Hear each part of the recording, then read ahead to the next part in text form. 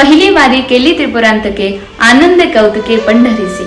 शिव तो विठ्ठल, विठ्ठल तो शिव, अनेक नाही भाव तुका म्हणे. रामकृष्ण हरी. तर आज जाणून घेऊया की पंढरपूरची वारी जे आज सगळे करतात आणि आषाढी ते कार्तिकी हा तर सगळ्यात मोठा महोत्सव आपल्या वारकऱ्यांकरिता आहे. मग ही वारी नेमकी सुरू कोणी केली आणि सगळ्यात पहिली वारी सुद्धा कोणी केली हे आपण ऐकूया. पहा, विशेष नाव इथे येतं ते म्हणजे त्रिपुरांतक म्हणजेच शिव महादेव. सांगतात ज्या वेळेला पंढरपुराला पांडुरंग परमात्मा आले त्यावेळेला भगवान शिवांनी विचार केला की माझा देव एका नव्या रूपाने आलेला आहे. जेव्हा कृष्ण म्हणून आले त्यावेळी दर्शनाला आले, ज्यावेळी राम होऊन देव आले त्यावेळेला सुद्धा शिव दर्शनाला आले. मग विठ्ठल रूपाचंही दर्शन घ्यायचं होतं आणि वारी करायची होती. ही वारी विशेष होती कारण ही वारी होती कैलासावरून ते पंढरपुरापर्यंत. सांगतात पहिली वारी केली महादेवांनी.